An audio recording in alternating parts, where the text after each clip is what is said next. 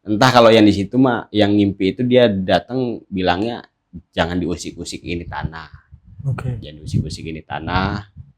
Terus juga kalau dari keluarga yang mau jual ini bilang itu mah kiriman bang, kiriman gitu. Itu yang saya rasain itu serangannya. Jadi setiap malam itu ada yang ketok-ketok pintu, tapi dibuka nggak ada orangnya. Di situ di rumah itu, ya tadi kirimannya itu sampai kena ke keluarga, Keluarga dari yang punya rumah tersebut. keluarga saya. Keluarga abang. Cuman akhirnya ya udahlah. Nah sebelum itu kan waktu terakhir ada yang lewat waktu terakhir saya sebelum keluar dari supermarket tersebut, memang ada satu temen juga yang memang agak dekat sama saya, itu dari staff dari supermarketnya. Cuman dia juga kena imbasnya, mau diberhentiin, cuma kita lihat blengong mulu. Kenapa lu Del gitu kan? Gue mau dipanggil ini, kata dia gitu. Udah tenang aja, kata dia. Lu mah nggak salah, dia gitu. Karena dia juga bahaya sama kita, gitu kan. Jadi kita ziarah aja ke makam orang tua kayak, tapi kan orang tuanya masih ada, yang bapaknya nggak ada ke makam orang tua, ke makam kakeknya kan masih di situ juga gitu. Ternyata memang kakeknya ini juga masih sepuh-sepuh juga di situ. Akhirnya malamnya kita ziarah, mudah-mudahan kagak ada masalah ya, nggak ada masalah, kita ziarah. Nah saat kita ziarah berdua itu yang saya bingung, ini makam ini kan kita bawa air bang ya, kita bawa air aqua tuh maksudnya kembali kita doa gitu. Doa bukan sama kuburan sih gitu, maksud kita ngedoain, terus juga kita mah ya ngalap berkah lah dari kita punya orang tua gitu kan, orang tua dia sendiri jangan sampai ada masalah di tempat kerjaan. Itu air aquanya itu maksud air mineralnya itu yang 1 liter itu goyang-goyang bang, goyang-goyang terus kayak menyalah begitu. Cuma saya bingung, ini kita bukannya lagi nganin ilmu atau bagaimana gitu ya. Ya udah dah tuh, setelah itu selesai udahlah kita pulang lah, cabut gitu. Akhirnya ini buat minum sama buat mandi ya, dia bilang gitu. Ya alhamdulillah besokannya waktu dia diinterogasi sama atasan ataupun ditanya-tanyain nggak ada masalah, bahkan yang nanyain ini nggak bisa banyak ngomong gitu. Dari situ akhirnya saya diajak dah tuh, namanya orang dulu punya pendaringan namanya bang. Pendaringan itu apa? Pendaringan itu kan emang ibunya masih ada, dia punya satu ruangan kamar khusus yang di situ tempat naro.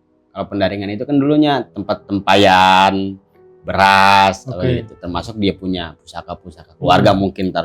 Saya disuruh masuk, setelah masuk banyak keris-keris ini, keris-keris, cuma kita nggak ngerti keris-keris Majapahit atau apa kata dia gitu ya. Yang kita lihat ya banyak barang-barang kuno sama wayang-wayang. Ini punya siapa ini? Ini dulu punya om. Oh, om itu dulunya waktu di zaman Soekarno nyupirin beliau, dia gitu. Namanya siapa saya lupa lah itu. Nah ini jadi sebagian barang-barang yang ada di sini ada barang-barang Pak Soekarno katanya. Ada bendera merah putih juga. Dia bilang ini bendera dulu, bendera awal-awalan Indonesia nih salah satunya, kata dia gitu. Terus ada kursi goyang yang sering pakai Soekarno. Jadi ada beberapa barang yang di rumah dia. Nah waktu kalau keris-keris saya sih udah biasa ya, maksudnya nggak terlalu tertarik lah, biasa aja. Cuman sama bendera ini, namanya ini bendera pusaka ya, bendera awal. Saya tertarik itu sama bendera. Jadi waktu saya pegang ini, cuma kayak kita ketarik ke alam bawah sadar gitu. Kayak ketarik ke alam bawah sadar. Di situ saya kayak ngerasa ketemu sama, ya mungkin orang bilang itu kayak Bung Karno. Kayak Bung Karno. Beliau hanya mesen beberapa pesan, mungkin saya juga bingung kalau mau jelasinnya ya. Karena kalau dibilang siapa saya juga kagak tahu kenapa beliau bisa pesen kayak begitu. Kayak gitu. Ini ya mungkin itu juga pesan bukan buat saya juga, tapi buat semua orang yang memang dia ya pesan beliau cuman jaga ini tanah air, yang saya perjuangkan dengan keringat darah dan air mata para pejuang. Kita titipkan ini negara gitu. Ngomongnya sama saya siapa ya, cuma saya ambil kesimpulan mungkin bahasa ini buat bahasa semua orang juga yang ada di Indonesia, mungkin kayak gitu.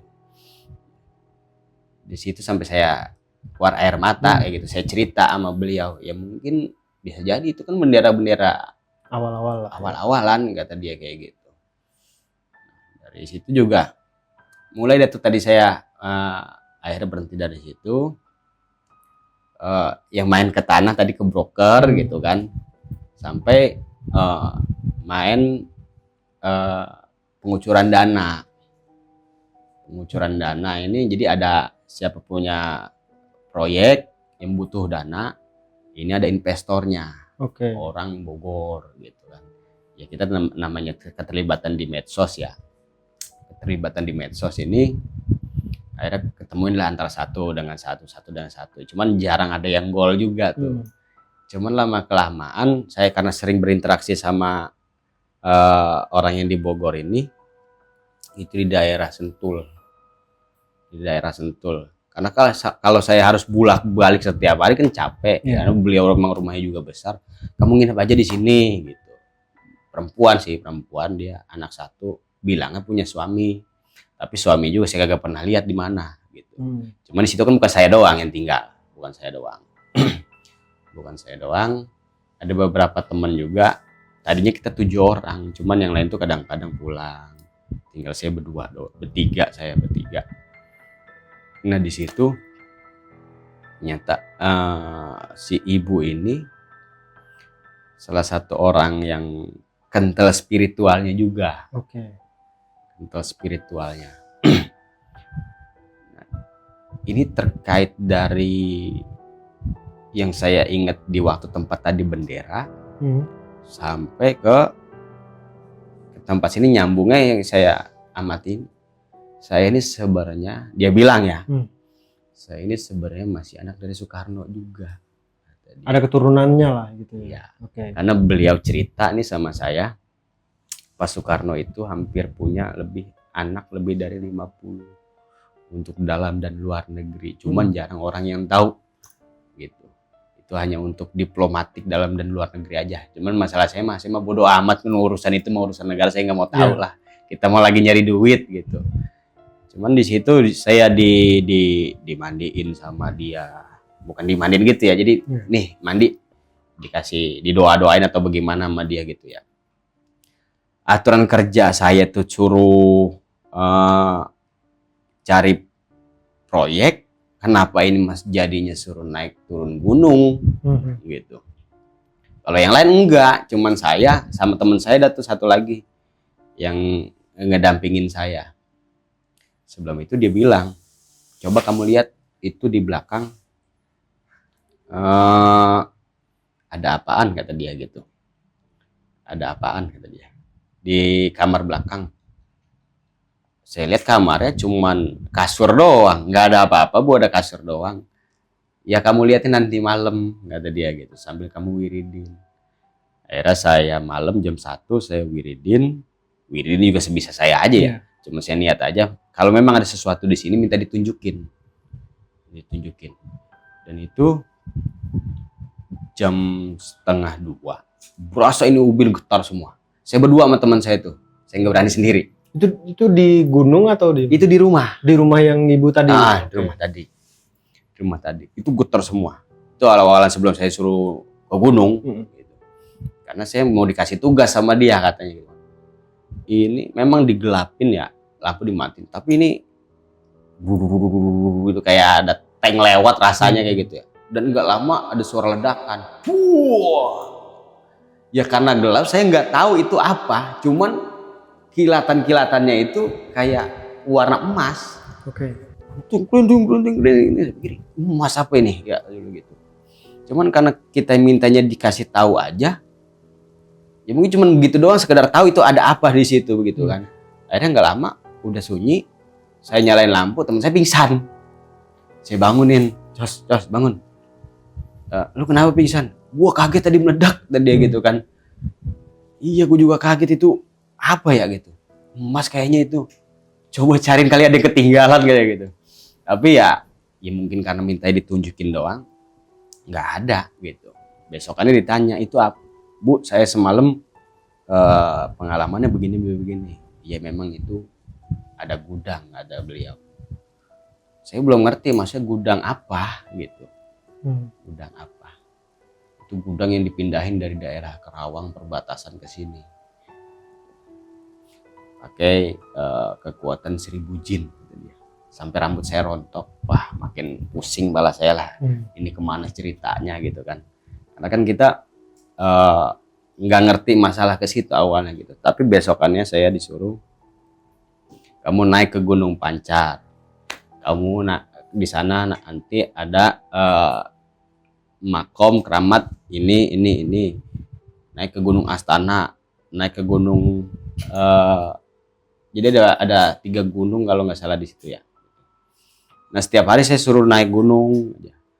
Naik gunung ngapain maksud saya gitu? Ya kamu ziarah ke makam, kamu tirakatan di sono kata dia gitu. Ya udah kita ikutin gitu.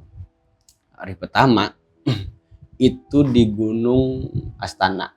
Nah di atas itu namanya ada keramat Mbah Buyut Astana. Mbah Buyut Astana. Nah di situ kan ada orang situ juga namanya, sebut aja Bang Iu lah, Bang Iu. Saya diantar sama dia. Cuma diantar ke atas, tinggi juga itu.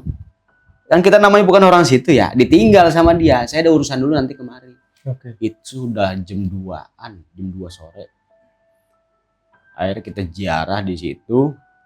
Ziarah, terus beliau bisikin, ada yang bisikin, itu sorban kamu taruh di apa namanya, batu nisan.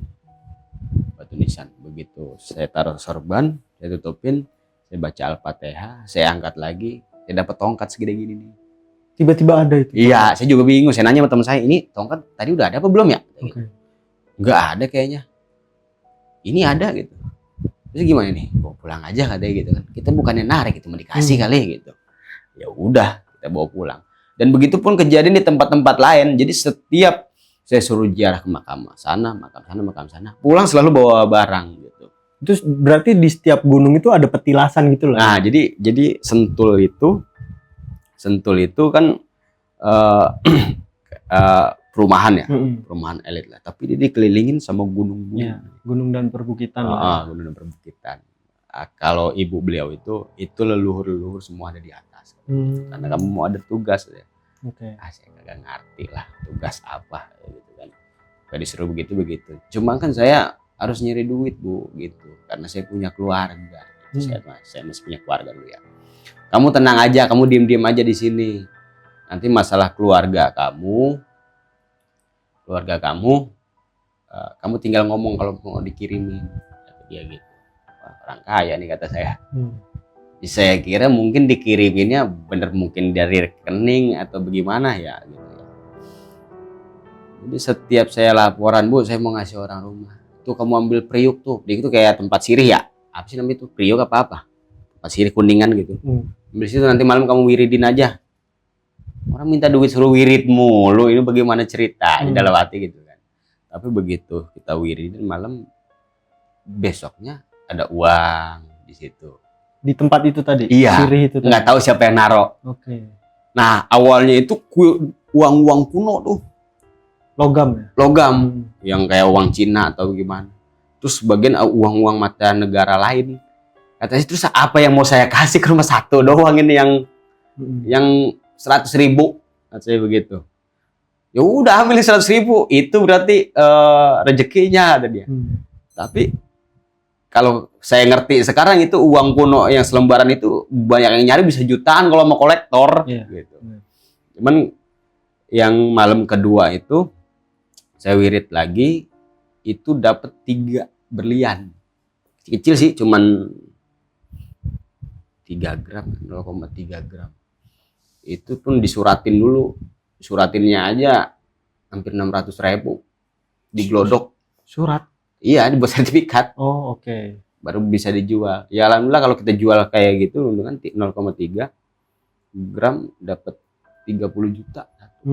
Iya, makanya dari situ tuh saya bisa kirimin ke keluarga, bisa kirimin. Nggak pulang-pulang saya 4 bulan. Adanya di gunung. Wiridan aja. Iya, wiridan gitu. Nah di situ juga jadi selama ini saya juga kan nganter beliau. Jadi beliau tuh kalau keluar ini ketemu sama pejabat, ketemu sama apa bintang lah, orang punya bintang gitu ya. Di situ juga sama serangannya. Gitu. Jadi saya nggak tahu beliau punya amanah atau apa ya gitu ya. Ya beliau sih ceritain, cuman saya orangnya nggak mau tahu, itu mau urusan dia lah gitu. Urusan dia, saya mengawal aja, awal. Jadi kalau malam itu beliau ini sering diserang juga sama baik yang nyata nih sama yang gak nyata gitu. Itu kalau udah malam itu di atas duar gitu. Jadi meriang dah tuh dia. Cuma nutup pintu. Yang saya heran beliau ini selimutan nih. Selimutan anggaplah kayak selimutan, ya orang selimutan bagaimana sih? Tapi lama kelamaan kok kayak lagi guling yang diselimutin. Mana ini orang, kita bukanya kagak berani ya, orang lagi tidur lah begitu. Yang lebih heran lagi, ini ya selimutan kayak orang kok lama-lama ngecil gitu.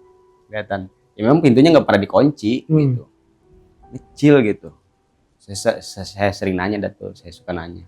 Bu, ya kita mau ngomong aja apa adanya.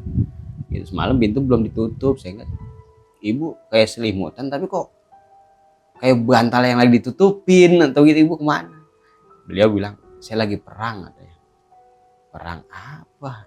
Pokoknya semuanya saya yang di sono itu kayak di luar logika semua, tapi saya ngerasain secara nyata begitu. Sampai terakhir dia bilang, kamu kalau mau ikut nanti malam, ikut kemana nih? Saya bilang, ya udah nanti malam aja.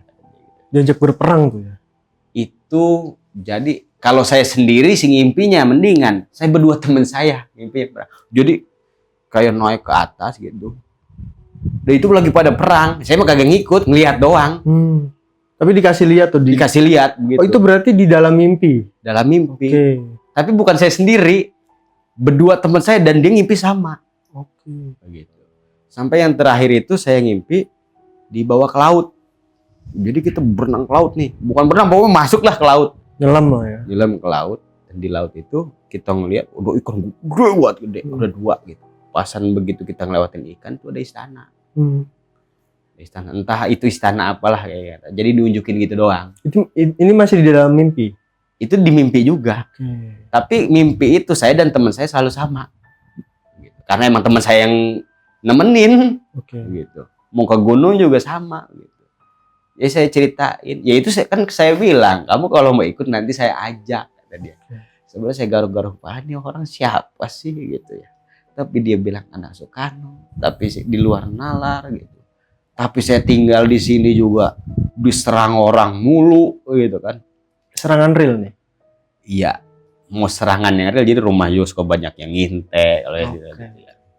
Kalau secara gaib ya gitu, kadang dia itu saya rasain juga, kadang-kadang kalau lagi duduk nyantai gitu muntah-muntah gitu. Jadi banyak orang yang nggak suka juga sama beliau, mungkin urusan bisnis dan lain kita nggak tahu ya. Kayak gitu. Walaupun beliau orang spiritualis juga saya kira, tapi tetap aja kalau lagi jebol ya jebol gitu. Cuman untungnya nggak lewat aja gitu. Dan yang saya heran itu beliau ini dia punya foto nih, foto dulu dia. Terus sama yang sekarang kita lihat. Kenapa orang kan kalau dulunya muda sekarang tua kita lihat. Lah ini mah fotonya tua ya sekarang kenapa jadi muda? Gitu. Itu yang di luar nalar dah gitu. Jadi pas kayak gitu memang udah tuh urusan saya nganter beliau hampir 4 bulan dah tuh. Terus ziarah, pulang bawa pusaka. Ya, memang cuma saya nggak bisa ceritain itu untuk apa. Masalahnya katanya untuk urusan negara, kalau saya ngomong nanti dianggapnya apa tahu lagi gitu kan. Cuman emang ini mah keadaan nyata. Terus yang saya waktu di Gunung Astana itu juga waktu saya kesorean dijemput, akhirnya nggak dijemput, itu kan udah jam 5 itu kabut turun semua, nggak kelihatan itu jalan, kabut turun semua. Ini bagaimana kita kemalaman di sini, repot, kagak ada lampu kan. Itu di atas gunung cuman makam satu gitu. Kemana ini nih, orang mau jemput kita kemana ini, kagak datang gitu.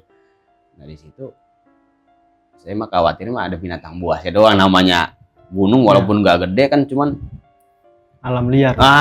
Kayak gitu kan. Nah, di situ cuman saya sama teman saya dengar suara ngegerung itu kayak harimau dah tuh. Emang kan kabut semua nih. Kalau kabut udah turun tuh di gunung kagak kelihatan. Kita mau jalan juga, aduh. Yang saya aneh ini ya. Itu kan saya berdua tuh sama, saya manggilnya Kang Firman.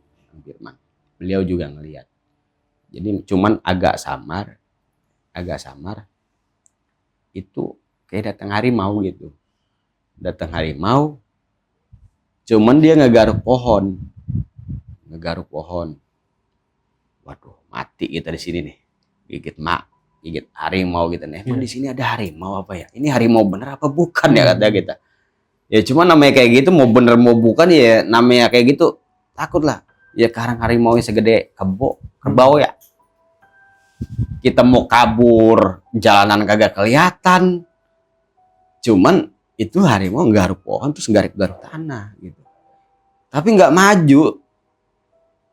Dia cuman berbalik, nungguin itu. Cuman feeling kita, ini macam bener apa bukan ya? Gitu. Apa dia mau nunjukin kita jalan kan? Gitu kan. Udah lu jalan duluan, kata temen gitu. Lu aja nanti gue dimakan lagi bagaimana gitu. Tapi dia nungguin begitu. Coba kita jalan maju. Dan dia maju. Jadi kita tuh dituntun sampai ke bawah. Bener-bener nyampe ke bawah itu, sampai bawah itu udah jam, itu masih sore lah, cuma karena kabut gelap. Nyampe bawah, dan begitu udah deket nyampe bawah saya kagak tahu itu kemana itu perginya. Tahu ya ini mau udah nyampe bawah kita. Berarti kita ditunjukin jalan itu. Besokannya ketemu Kang Iu, saya cerita dah tuh. Ya makanya saya tahu saya nggak datang ke situ juga. Nanti juga ada yang jemput. Ya orang ngomong-ngomong atuh mah, kata saya. Jadi dari situ aja banyak pengalaman tuh. Namanya di gunung pernah kemalaman juga kita di sana kan. Kita emang suruh ziarah, ngedoain, minta restu kita mau ada urusan buat negara atau apalah bahasanya begitu. Kalau ibu bilang aja urusan buat negara kayak gitu. Dan pulang bawa pusaka. Sampai saya pernah dapat itu di makam Bambu Kuning Mah Bener Sakti, itu masih Gunung Pancar. Itu kayak mahkota agak gede sih, cuma kalau saya pakai begitu longgar. Apa pala orang dulu gede-gede kali ya katanya.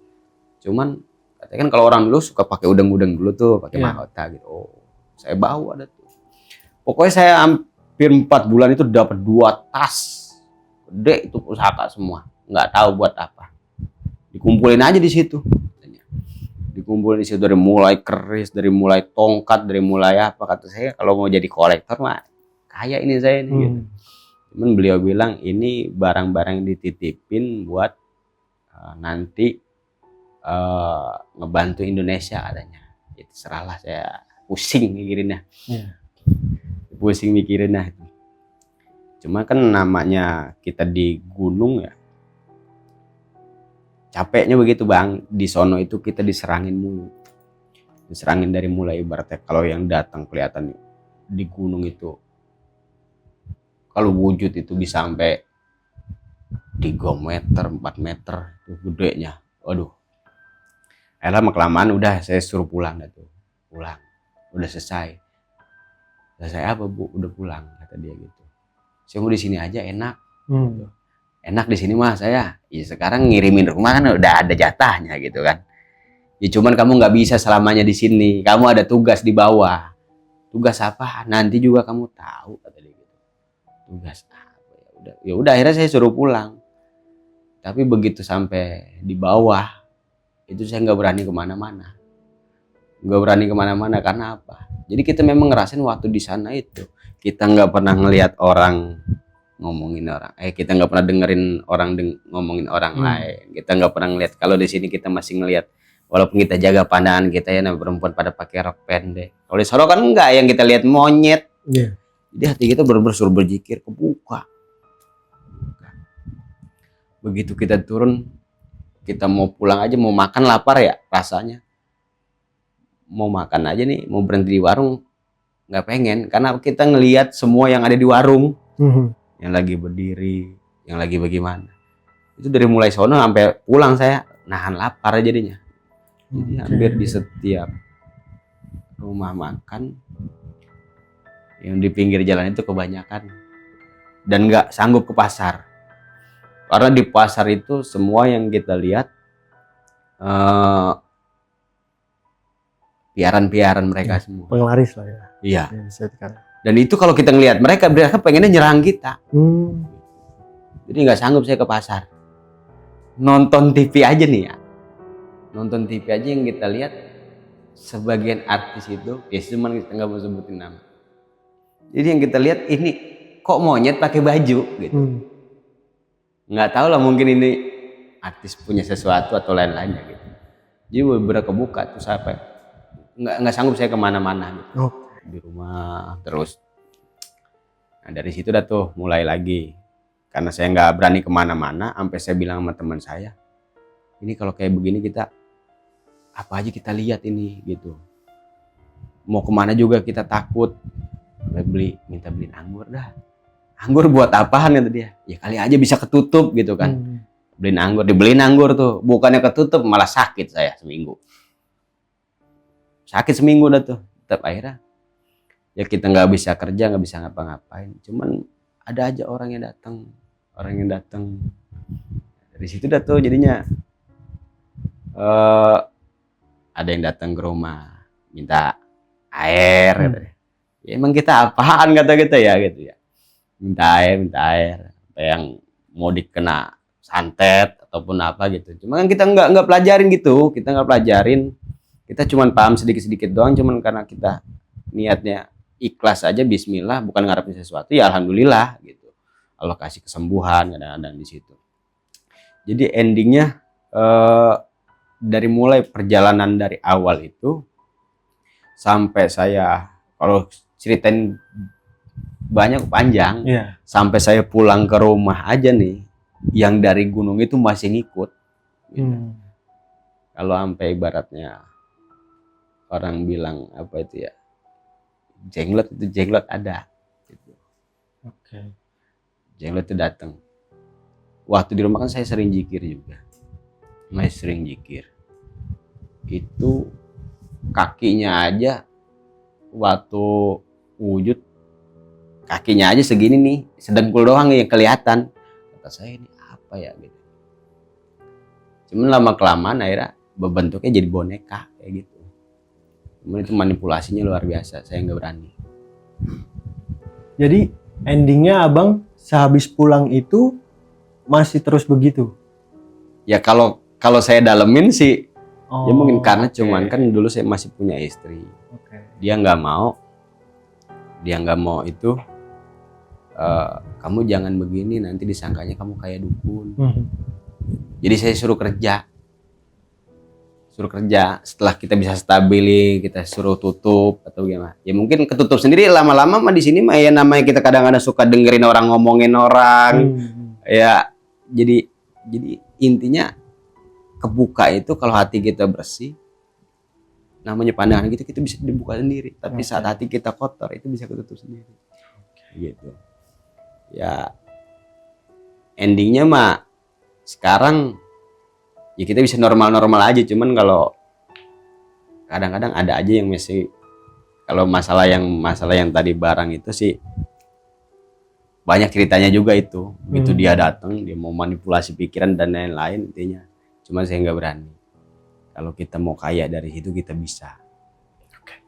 Kalau kita mau sakti dari situ kita bisa, cuman saya takut.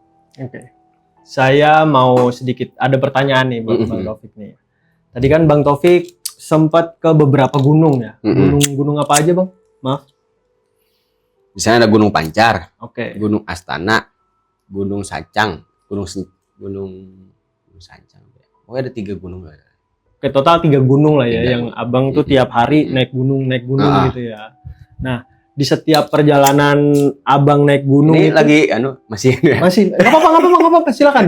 Jangan ya, nanti jelek kali. Nggak apa-apa Bang, Nanti dikip aja itu. kalau mau ngerokok nggak apa-apa.